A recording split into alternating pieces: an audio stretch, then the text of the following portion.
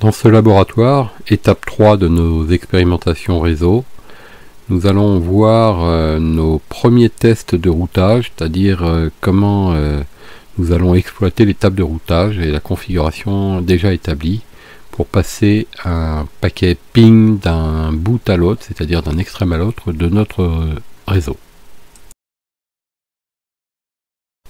La première manipulation donc qu'on peut faire, c'est de vérifier que notre premier poste, c'est-à-dire lui, envoie bien un ping ici, ensuite que ce poste-là envoie bien un ping là, ensuite on fera des différentes vérifs. En fait, ce qu'il faut faire, c'est de faire tronçon par tronçon, c'est ce qu'il y a de plus raisonnable avant de se lancer. Donc de lui vers lui, et par exemple de lui vers lui. Ça nous fait 4 tests à faire. Et si on les fait et que ça fonctionne, c'est déjà que notre architecture est bien configurée, qu'on ne s'est pas planté. Donc premier poste, je vérifie avec un ipconfig. Je fais un ping de 192.168.10.254, c'est-à-dire j'essaie de pinguer R1. Et si ça fonctionne, déjà j'ai la garantie que c'est bon.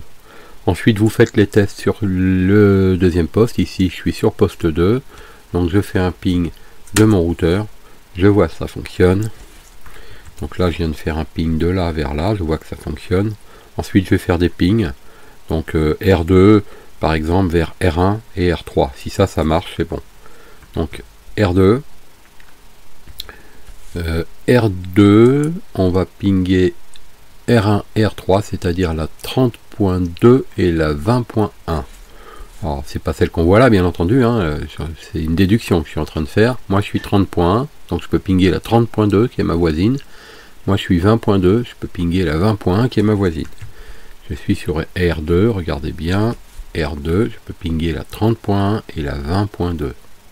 Si ça marche, c'est bon. Donc ping 192.168.30.2.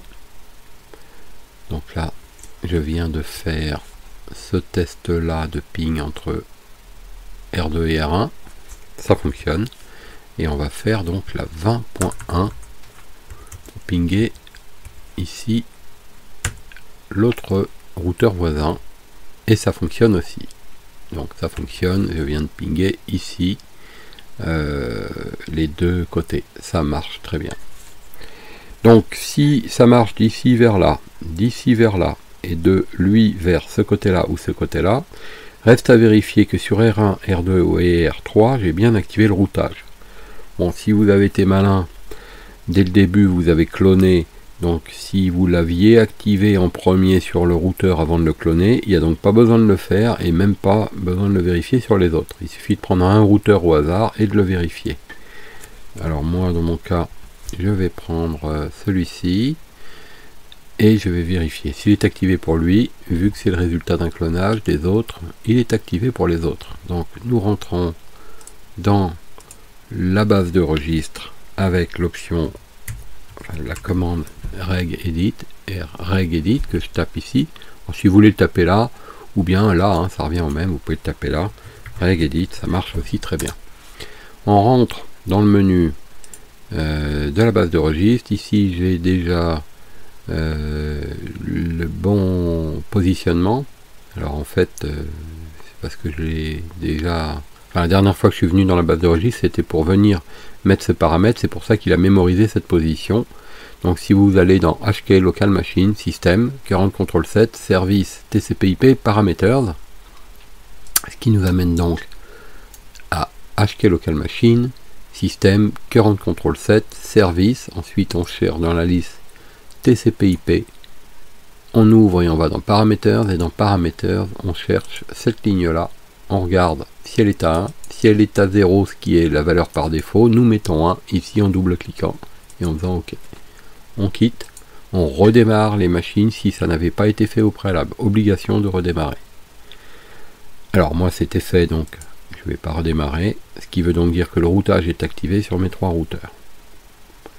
Alors maintenant, question que je me pose, c'est sans rien faire, est-ce que lui il peut pinguer cette adresse là?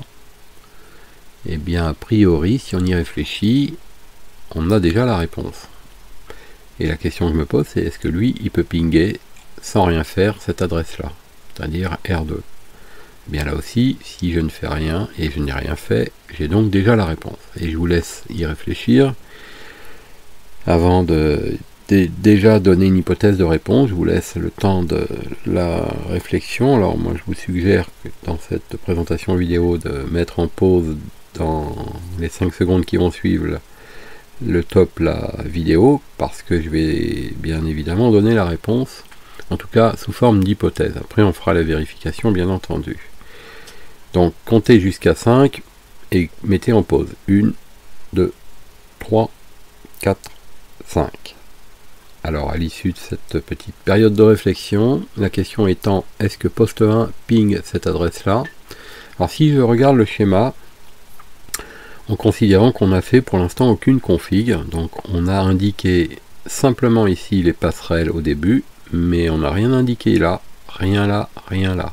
Donc ici une passerelle, ici une passerelle, ça on peut le vérifier, on l'a fait dès le début, mais on n'a rien fait d'autre sur R1, R2 et R3. Donc à la question, peut-il pinguer lui? Ben, ce qui doit se passer, c'est que lui, lorsque vous allez envoyer un ping de l'adresse 192.168.20.2, il va se rendre compte que cette adresse n'est pas sur son réseau bleu, donc le 192.168.10, il va donc diriger le paquet vers la passerelle, c'est-à-dire ici, qui lui connaît le réseau 20.2, enfin 20.0, va donc être en mesure d'envoyer le ping ici, et qui va donc rentrer dans R2. Donc jusque là, pour l'instant, on peut se dire ça fonctionne. Sauf que R2, voyant le ping arriver, va examiner l'origine de la demande, c'est-à-dire va se rendre compte que c'est lui, à savoir 192.168.10.1, qui lui demande de lui répondre. Il va consulter sa table de routage, il va chercher une route vers ce réseau bleu, il n'en a pas, on n'en a pas mis, il va donc être obligé d'annuler, c'est-à-dire de détruire le paquet. Et on aura en fait un délai d'attente dépassé ici, tout simplement parce que ce routeur-là n'est pas en mesure de lui répondre. Ce qui se passe ici entre R2 et poste 1, c'est la même chose qui se passe si on fait le test de poste 2 à R2. C'est-à-dire que notre ping ici va venir et va rentrer dans cette passerelle-là en essayant de la traverser pour atteindre ce réseau, ce qui va donc fonctionner. Mais lorsque lui va vouloir répondre à poste 2, à savoir 192.168.40.1, il va chercher dans sa table de routage une route permettant d'atteindre le réseau noir, il va se rendre compte qu'il n'en a pas, il va détruire le paquet. Donc on va avoir également un délai d'attente dépassé. Donc que faut-il faire?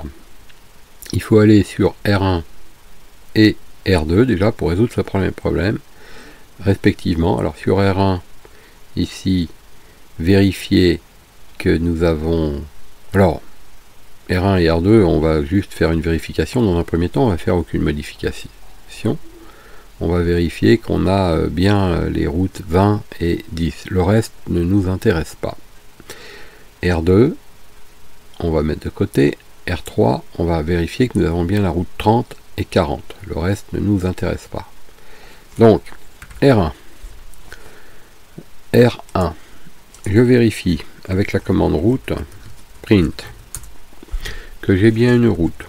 Donc je suis sur R1, donc je dois avoir une route vers là en 24 bits et là en 30 bits. Donc 10 en 24 bits, j'ai une route qui indique que je suis la passerelle la plus à même de nous y emmener en sortant par mon interface 192.168.10. Donc c'est correct. Et l'autre réseau, le 20.0 masqué en 30 bits, on voit ici les 252, je dois être le mieux à même d'y aller par mon interface 20.1 en me servant de moi-même comme passerelle. Ce qui est donc très juste, puisque 20.1 peut emmener sur ce réseau-là en passant par là. Pas besoin d'aller là ou ailleurs, je passe par là. Quand je suis dans R1 et que je veux en sortir, je passe par là, je sors par là et j'atteins ce réseau. Pour aller ici en bleu, je passe par là, je sors par là et j'atteins ce réseau. Donc cette table de routage est correcte.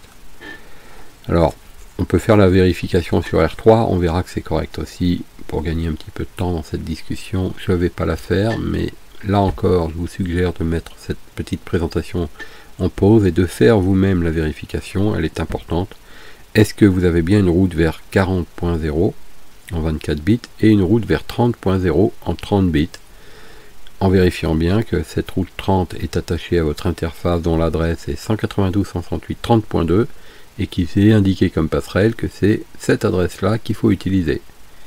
En indiquant aussi que pour la route 192.168.40.0 en 24, vous passez par là, vous sortez par là.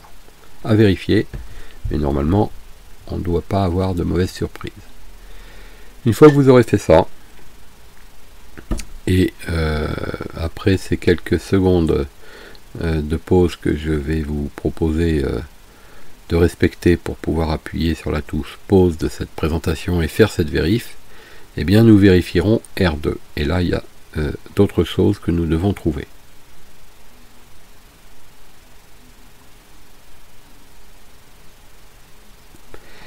Voilà maintenant la vérification de R2 qui est nécessaire. Donc R2, avant de le vérifier, on doit trouver une route locale vers le réseau 20.0 en 30 bits, masquée en 30 bits, avec comme indication que la passerelle et l'interface pour atteindre ce réseau, c'est la 192.168.20.2. Et pareil pour les verts, une route masquée en 30 bits permettant d'atteindre 192.168.30.0. va donc nous indiquer que nous sortons et nous utilisons la passerelle 192.168.30.1. Donc première vérif sur R2. Donc R2, première vérification dans la table de routage avec la commande route print. Avons-nous bien une route vers 20.0 et une route vers 30? Tout le reste, vous en préoccupez pas. 20 masqué en 30 bits, en sortant et en passant par nous. Je sors par là, je passe par moi. C'est bien. 30 masqué en 30 bits, je passe par là, je sors par là. Donc la 30.1, c'est bien. Donc ça correspond bien. 30.1, 20.2, c'est bien les adresses que j'ai repérées. Maintenant à R2, tout à l'heure, dans la première étape de vérification, on a tenté un ping de poste 1 vers R2, c'est-à-dire vers cette adresse, et on a tenté un ping de poste 2 vers R2, c'est-à-dire vers cette adresse, et on s'est rendu compte que ça ne marchait pas.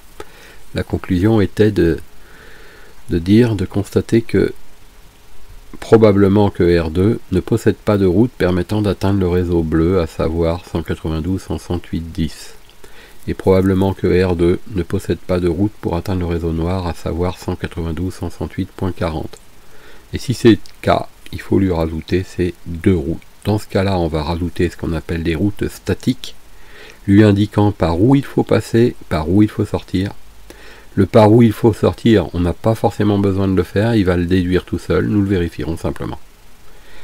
Nous allons donc indiquer dans R2 une route pour atteindre 192.168.10.0 masqué en 24 bits, en lui indiquant que pour atteindre cette route, il faut passer par ici, à savoir 192.168.20.1. Et nous lui indiquerons une route pour atteindre 192.168.40.0 masqué en 24 bits, en lui indiquant que pour atteindre ce réseau-là, il faut qu'il passe par là, à savoir 192.168.30.2. Et nous allons voir si ça marche. Alors on va déjà faire cette route pour atteindre le réseau bleu. Donc le réseau 10 en passant par 20.1 et en sortant par 20.2. Donc nous sommes dans R2. Nous ajoutons en anglais add une route vers le réseau 192.168.10.0 avec le masque. Le mot anglais pour masque c'est masque. Alors attendez, pour que ce soit plus confortable à la lecture, je vais augmenter la largeur de la fenêtre, parce que sinon on ne verra pas ma ligne. Le masque 255, 255, 255, 0, je reprends mon schéma 255, 255, 255, 0, d'où les 24 bits, 3 fois 8, 8, 8, 8, 0. Donc 8 bits à 1, 255, plus 8 bits à 1, 255, plus 8 bits à 1, 255, plus 8 bits à 0, 0. Donc la route pour atteindre ce réseau-là, masqué en 24 bits, doit donc passer par cette adresse 192.168.20.1. Doit donc passer par cette adresse 192.168.20.1. Maintenant, on va faire entrer. Si on ne reçoit pas de message d'erreur, c'est qu'on s'est pas planté. Et pour l'instant, nous avons donc créé une route qui permettrait à poste 1 d'envoyer un ping à R2, ou bien à R2 d'envoyer un ping à poste 1, et de faire en sorte que ça marche. Vérifions. Poste 1 va essayer de pinguer cette adresse-là. 192.168.20.2. Poste 1, un paquet va passer ici, de là, il doit aller là, de là, il doit prendre la route du retour que nous venons de créer, et on voit si ça marche. Donc nous allons pinguer cette adresse 20.2. Donc depuis poste 1, nous allons pinguer l'adresse 192.168.20.2. Et là, ça fonctionne. Nous l'avons vérifié alors que ça ne fonctionnait pas tout à l'heure. Maintenant, on va essayer de faire un test similaire depuis poste 2. On va essayer de pinguer cette adresse. Alors, on a vu tout à l'heure que ça ne marchait pas. Ça devrait toujours pas fonctionner puisqu'on n'a pas rajouté la route sur R2. La route pour répondre vers le réseau noir. Mais on va quand même faire le test. On va donc pinguer la 192.168.30.1. Depuis poste 2, nous pingons l'adresse 30.1. Donc, nous pingons l'adresse 30.1 et ça ne répond pas. Ce qui est donc normal. Pas la peine d'attendre la suite, nous savons que c'est normal. Donc d'ici, on va bien jusque là, mais lui ne peut pas nous répondre. Donc il détruit le paquet. Donc maintenant il faut demander à R2 de prendre en compte une route pour atteindre ce réseau 192.168.40.0 masqué en 255.255.255.0, lui indiquant que pour l'atteindre il faut passer par ici, à savoir 192.168.30.2. Donc sur R2, nous indiquons une route permettant d'atteindre le réseau 40, indiquant qu'il faut passer par la 30.2. Avant de valider, vérifions, pour atteindre ce réseau-là, il faut passer par la 30.2. C'est correct. Alors ce que j'ai pas fait tout à l'heure, c'est que j'ai simplement rajouté la route, mais j'ai pas ajouté l'option -p à la fin. -p, vous allez voir qu'en fait, ça permet de créer des itinéraires persistants. À quoi ça sert? Eh ben, si je le fais pas et que j'éteins ce routeur, les itinéraires persistants vont donc être perdus. En ajoutant l'option -p, ils vont donc être maintenus. Donc je vais corriger mon erreur de tout à l'heure et je mets en persistant mes deux routes. Maintenant que c'est fait, on va vérifier avec un route print et nous cherchons les routes vers le réseau 40 et le réseau 10. C'est ça qui nous intéresse. Une route vers le réseau 10 passant par là et sortant par là. Vérifions. Passant par 20.1 et sortant par 20.2. Passant par 20.1 et sortant par 20.2. Très bien.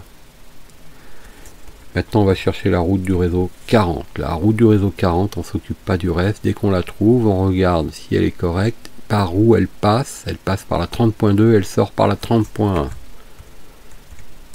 Donc, pour atteindre le réseau 40, elle passe par la 30.2, elle sort par la 30.1. Elle est correcte. Dès lors, nos tables de routage ont l'air complètes. On ne s'est pas préoccupé du reste. Et pour l'instant, on ne le fera pas. On peut constater qu'on a des itinéraires persistants qui ont bien été maintenus ici. Donc on pourrait redémarrer ce routeur et il continuera à fonctionner.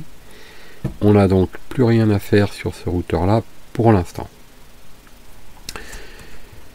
La prochaine étape, c'est donc de vérifier que notre poste ici atteint bien ce poste là. En fait, c'est ce qu'on veut depuis le début, et vice versa, que ce poste atteint bien ce poste là. Mais là encore, on doit se demander est-ce que ça va marcher, et vous devez être en mesure de pouvoir tout de suite y répondre en expliquant pourquoi. Si ça marche, pourquoi ou comment, et si ça ne marche pas, pourquoi ou comment. Je vais laisser encore une petite temporisation de 5 secondes, je vais compter jusqu'à 5, ça vous laisse le temps de mettre la vidéo en pause, puisque nous allons faire l'hypothèse ensemble et y répondre et vérifier. Donc 1, 2, 3, 4, 5. Nous voici maintenant arrivés à cette vérification de R2 pour voir si la question qu'on se pose, c'est est-ce que poste 1 envoie un ping à poste 2 ou l'inverse. De toute façon, si lui lui envoie, lui va devoir lui répondre. On n'aura donc pas besoin de faire le test inverse si ça fonctionne. Mais essayons sans faire d'hypothèse. C'est-à-dire que poste 1 va essayer de pinguer poste 2. Ping 192.168.40.1. Et ici, ça fonctionne pas. Mais on a une indication sur le problème.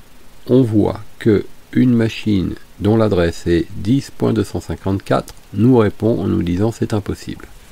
Si on reprend le schéma, je suis donc ici, il m'indique à 10.254 qui me dit c'est impossible. Je vais faire le test ici pour bien comprendre. Je vais essayer de pinguer la 10.1 et je devrais en toute logique recevoir un message de R3 sur cette patte là me disant c'est impossible, donc de 40.254. On va faire le test. Donc je vais sur poste 2 et j'essaye de pinguer la 10.1. Je devrais avoir un message de ma 40.254 m'indiquant que c'est impossible.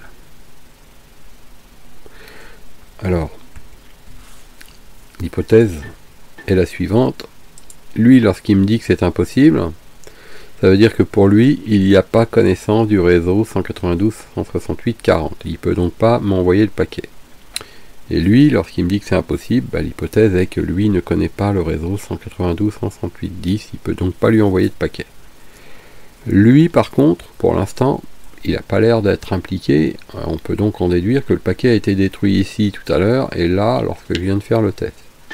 Donc il y a vraiment une destruction dès l'arrivée dans la passerelle du PC. Ce qui veut donc dire que pour R1, il faut lui rajouter une route lui indiquant cette destination éventuellement.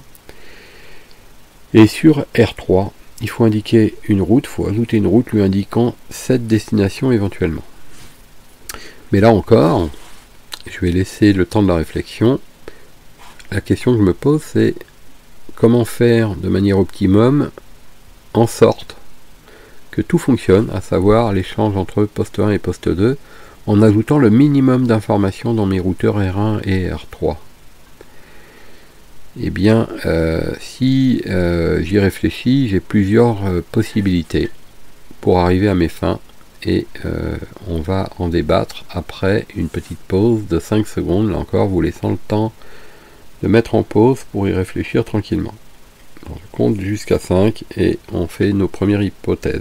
1, 2, 3, 4, 5. Nous voici donc à l'étape d'hypothèse. Qu'est-ce qu'on peut faire sur R1 pour permettre à poste 1 de le franchir lorsqu'il veut pinguer poste 2? Qu'est-ce qu'on peut faire sur R3 pour lui permettre de laisser passer un paquet qui viendrait ici, qui voudrait atteindre poste 1?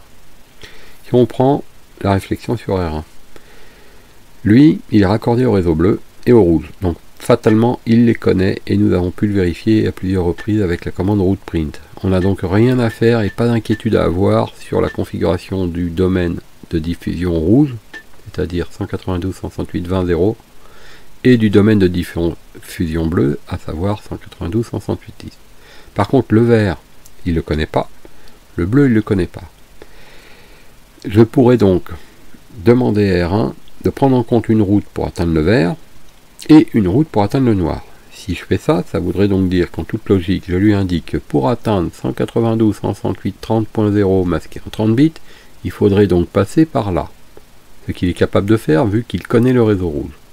Et je rajouterai ensuite une deuxième route lui indiquant que pour atteindre le 192.168.40.0 masqué en 24 bits, il faudrait donc passer par là. puisque lui ne peut voir que ce routeur-là.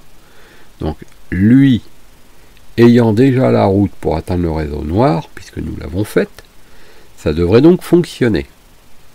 Du moins à l'aller. Et au retour, il faudrait donc indiquer à R3 dans ce cas-là qu'il existe un réseau 192.168.20.0 masqué en 30 bits et que pour l'atteindre, il faudrait donc passer par là. Mais aussi qu'il existe un réseau 192.168.10.0 masqué en 24 bits et que pour l'atteindre, il faut donc passer par là. Ça, c'est la première hypothèse. Elle fonctionne. Elle fonctionnerait probablement, mais elle nous oblige à rajouter 2 routes ici et 2 routes là. Dans un but d'optimisation, on peut réfléchir à une solution plus légère et plus adaptée dans ce cas-là. Alors dans ce cas-là, pourquoi? Parce que j'ai une ligne. Je ne peux pas sortir de cette ligne-là. Ça veut dire que si je veux aller là et que je veux aller là, je suis obligé de passer d'un bout à l'autre de la ligne. Il n'y a pas de chemin intermédiaire, il n'y a pas de croisement, il n'y a pas de câble par exemple de liaison entre ces deux routeurs. Si tel est le cas, l'hypothèse que je vais proposer se discuterait et se rediscuterait.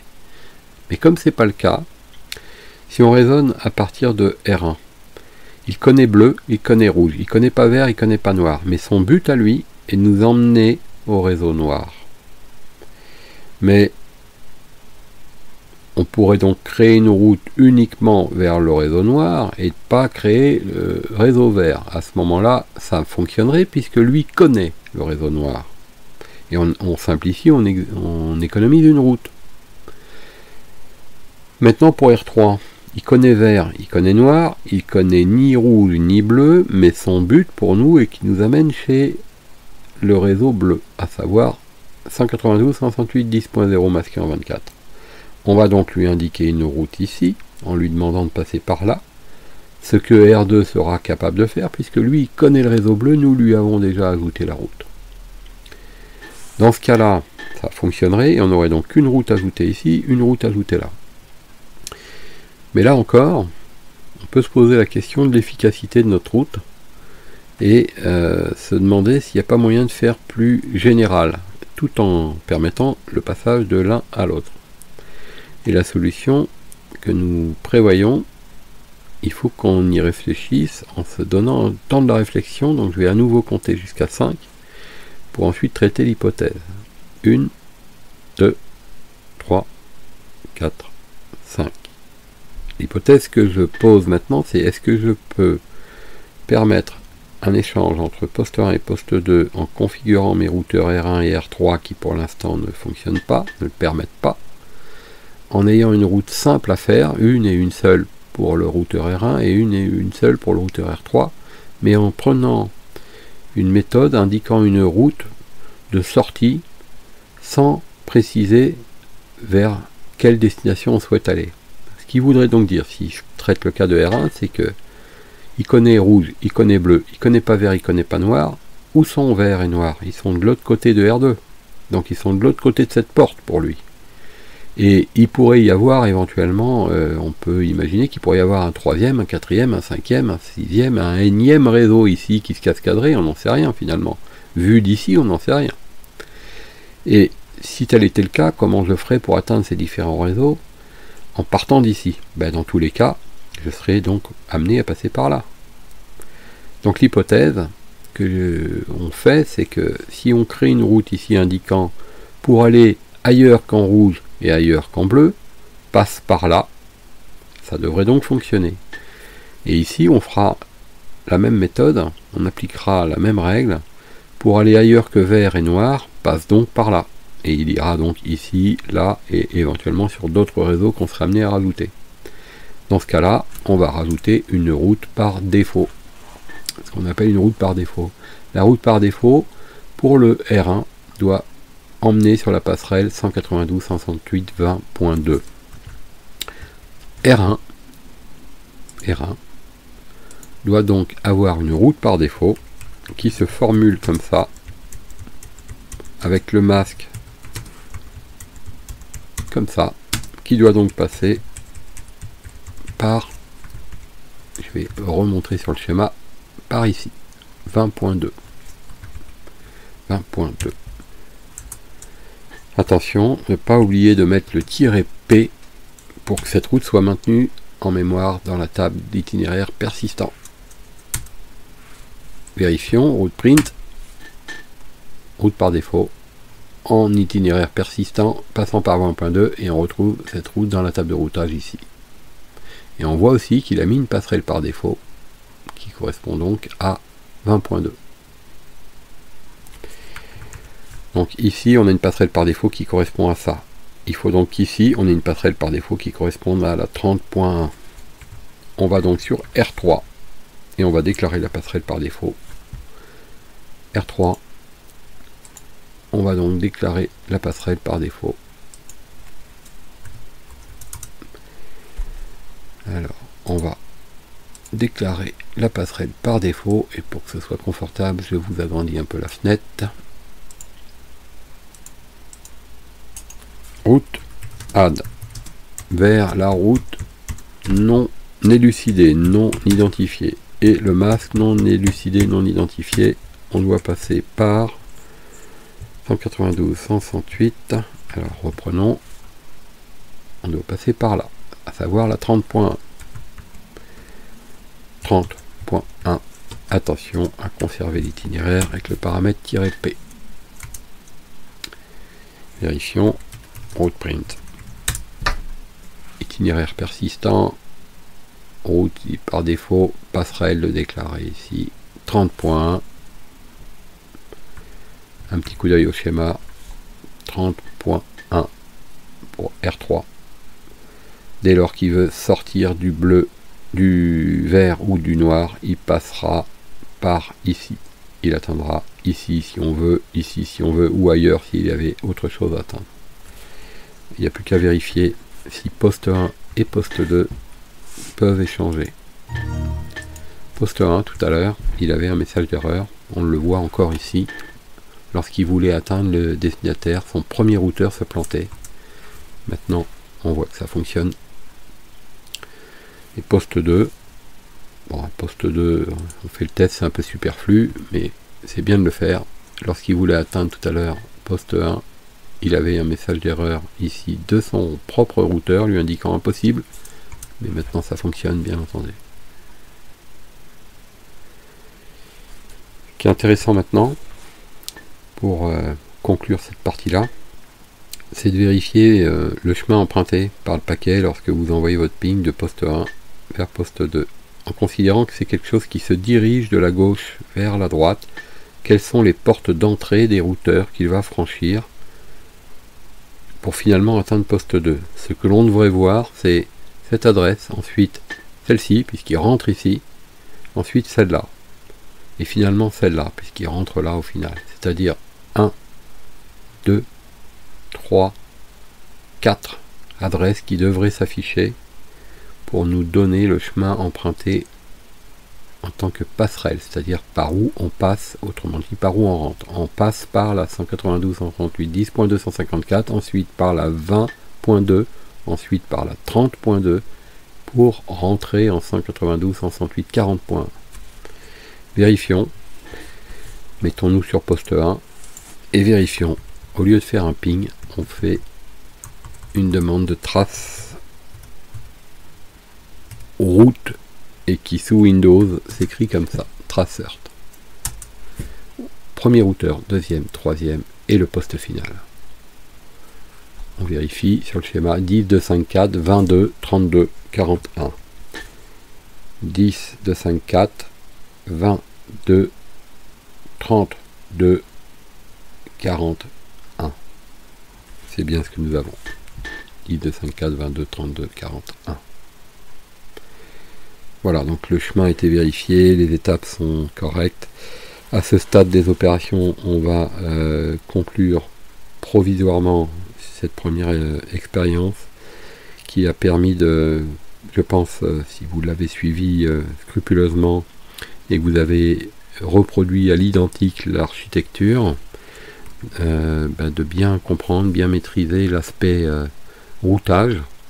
Alors pour l'instant, je vous ai demandé à chaque fois de ne pas vous préoccuper de ce que l'on ne traitait pas, notamment dans l'étape de routage.